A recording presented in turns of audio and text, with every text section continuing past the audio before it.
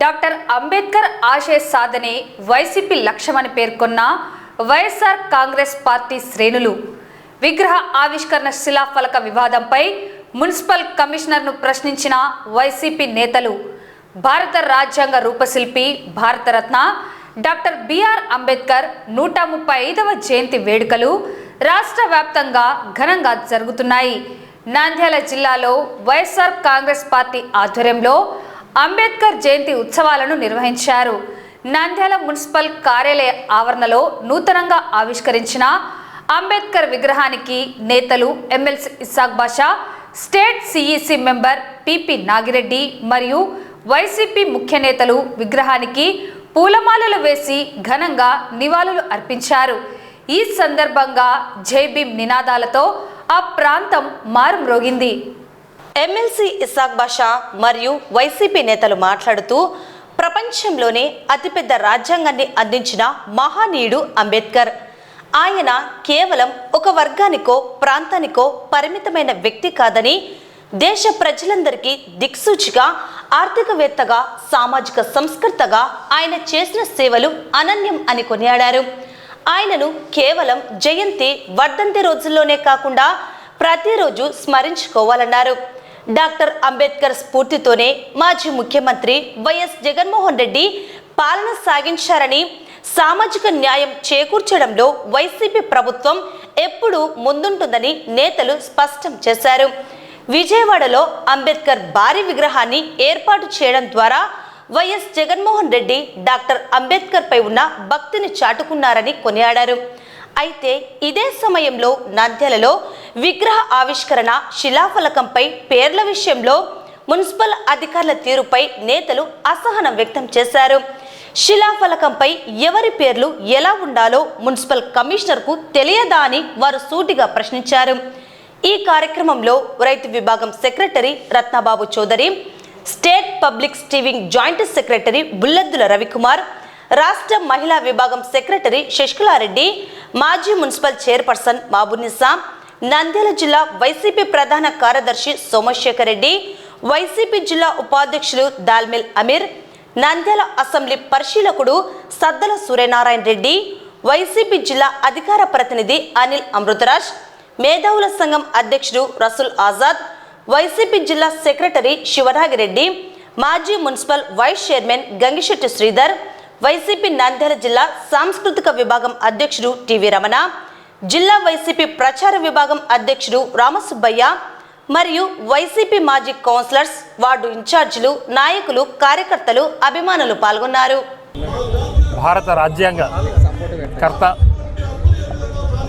ప్రతి వ్యక్తికి మార్గదర్శకంగా ఉండేటువంటి నేత అంబేద్కర్ గారి జయంతి సందర్భంగా మనం ఇక్కడ అందరము గుమిగూడడం జరుగుతోంది.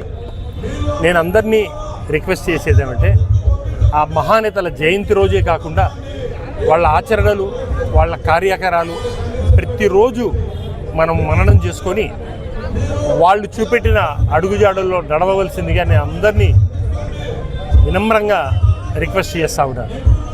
భారత రాజ్యాంగకర్త అంబేద్కర్ గారు ఎన్నో త్యాగాలు, ఎన్నో అవమానాలు, ఎన్నో కష్టాలు చేసేసి మనకు ఒక దిక్సూచిగా, మార్గదర్శిగా ఉన్నారు. ప్రపంచంలోనే అతిపెద్ద రాజ్యాంగం రాసిన వ్యక్తి మన డాక్టర్ బిఆర్ అంబేద్కర్ గారు.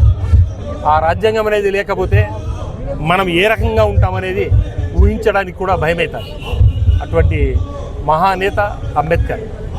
మా వైఎస్ జగన్మోహన్ రెడ్డి గారు ఎప్పుడు ఆయన అనుసరణీయము, ఆయన ఆలోచన విధానం అనుసరణీయమని చెప్పేసి ఆలోచన చేసి ఎస్సీ నా బీసీ నా మైనారిటీ అని చెప్పేసి అంబేద్కర్ రాసిన రాజ్యాంగం ప్రకారం అందరికీ అన్ని రకాల ప్రతిఫలాలు ఇచ్చిన వ్యక్తి మా జగన్మోహన్ రెడ్డి గారు. ఆంధ్రప్రదేశ్లోనే అత్యంత పెద్దగా 200 పైచిలకు ఒక బ్రహ్మాండమైన స్టాచ్యూను ఏర్పాటు చేసిన వ్యక్తి మా జగన్మోహన్ రెడ్డి గారు విజయవాడలో.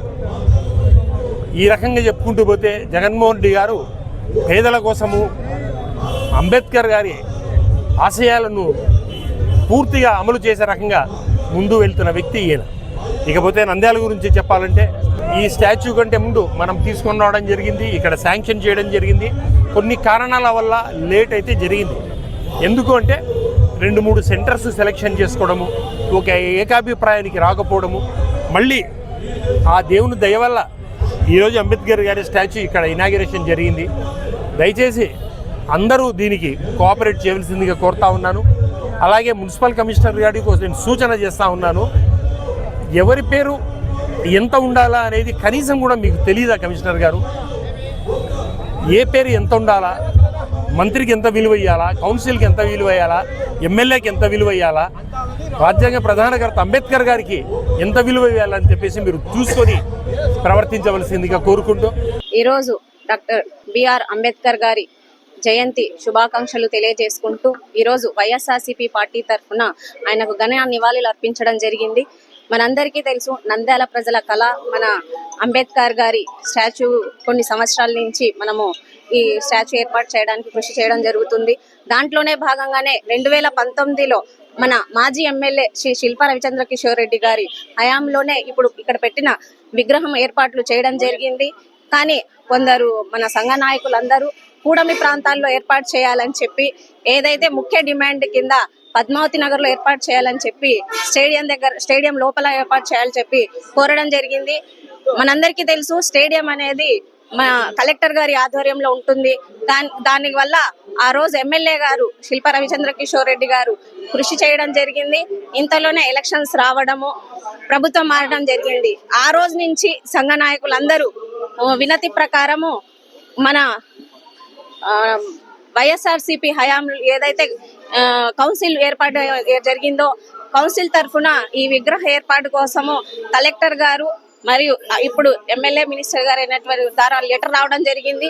కానీ గౌరవ కౌన్సిల్ సభ్యులందరూ ఏకాభిప్రాయంతో ఏదైతే శిల్పా రవిచంద్ర కిషోర్ రెడ్డి గారి ఆదేశాల మేరకు అందరూ ఏకపక్షాన ఇక్కడ మున్సిపాలిటీలో ఏర్పాటు చేయడానికి గౌరవ కౌన్సిల్స్ అందరి ఆమోదంతో ఈ విగ్రహాన్ని ఇక్కడ ఏర్పాటు చేయడానికి శంకుస్థాపన చేయడం జరిగింది. ఈ రోజు ఎంతో ఆనందంగా ఉంది. ఇక్కడ విగ్రహ ఏర్పాటుకి మా వంతు కృషి ఏదైతే అప్పుడున్న ఎమ్మెల్యే గారి ఆశయాలు ఉన్నాయో వాటిని గౌరవ కౌన్సిల్ ఆమోదంతో ఒకటైన ఇక్కడ ఏర్పాటు చేసినందుకు మాకు ఎంతో సంతోషంగా ఉంది. అలాగే ముఖ్యంగా మా గౌరవ కౌన్సిల్ సభ్యులందరికీ మా వైఎస్ఆర్సీపీ పార్టీ తరఫున మరియు అందరి నంద్యాలపట్ట ప్రజల తరఫున ధన్యవాదాలు తెలియజేసుకుంటున్నాను. Thank you. అలాగే ఏదైతే మన కౌన్సిల్ తరఫున ఆమోదం తెలిసిన తర్వాత శంకుస్థాపన జరిగింది, అదే కాకుండా ఎంతో మంది మత పెద్దలు, సంఘ నాయకులు దీనికోసం కృషి చేశారు. కానీ ఎన్నోసార్లు కమిషనర్ గారి కానీ అధికారులకు కానీ విన్నవించుకున్న త్వరగా ఇది కంప్లీట్ చేయలేదు, ఎంత ఆదేశించినా చేయలేదు. ఈ రోజు ఇక్కడ శిలాఫలకం మీద సంఘ పెద్దలు ఏదైతే పోరాడినారో వాళ్ళ పేర్లు, అలాగే కౌన్సిల్ శంకుస్థాపన రోజు ఏదైతే కౌన్సిల్ ఆమోదించిందో వాళ్ళ పేర్లు కానీ వచ్చింటే బాగుండేది. కానీ మాకు ఒకటే సంతోషం, పేర్లకు ముఖ్యం కాదు, ఇక్కడ విగ్రహం ఏర్పడినందుకు మాకు ఎంతో సంతోషంగా ఉందని తెలియజేసుకుంటున్నాను. ఈరోజు అక్కడ పేరు కూడా అంబేద్కర్ అని రాయనికి కూడా వీళ్ళకి ఎంతో మనసు రాలేదు వాళ్ళకు. అట్లాంటి వ్యక్తి ఆయన ఉన్నాడు కాబట్టి ఆశయాలను పెట్టుకొని ఈరోజు రిజర్వేషన్లు ఇంతమందికి పొంది ఎమ్మెల్యేలు, ఎంపీలు, మినిస్టర్లు అయినారంటే ఆయన అంబేద్కర్ గారి పుణ్యం. అసలు ఇట్లాంటి వ్యక్తి పేరు రాయని కూడా వీళ్ళకు ఎందుకో మరి అర్థం కాలే.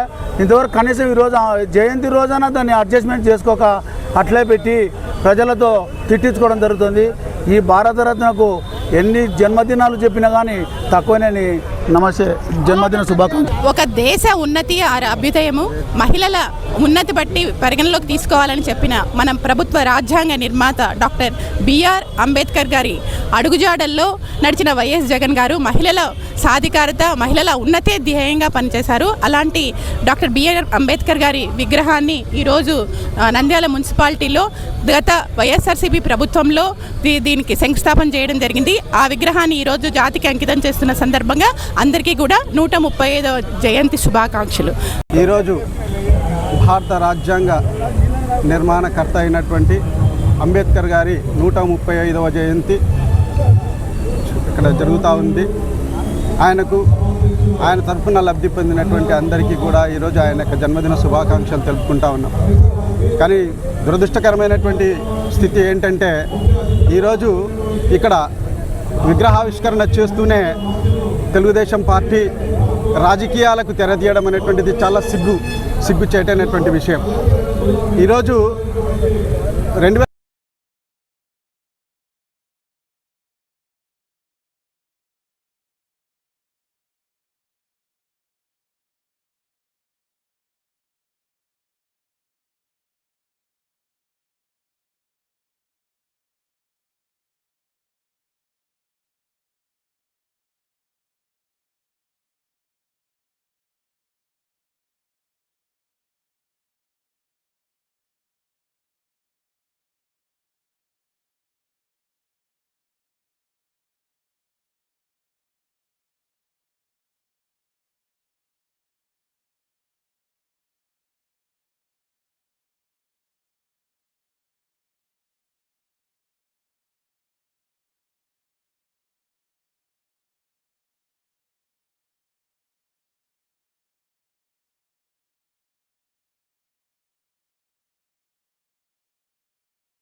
నంద్యాల ప్రజలందరికీ ఈరోజు 135వ జయంతి ఉత్సవాల్లో భాగంగా ఈరోజు నంద్యాల పట్టణంలో మున్సిపల్ ఆఫీస్ దగ్గర ఏర్పాటు చేసిన విగ్రహ ప్రతిష్ట కార్యక్రమంలో వైఎస్ఆర్ కాంగ్రెస్ పార్టీగా మేము పాల్గొనడం జరిగింది.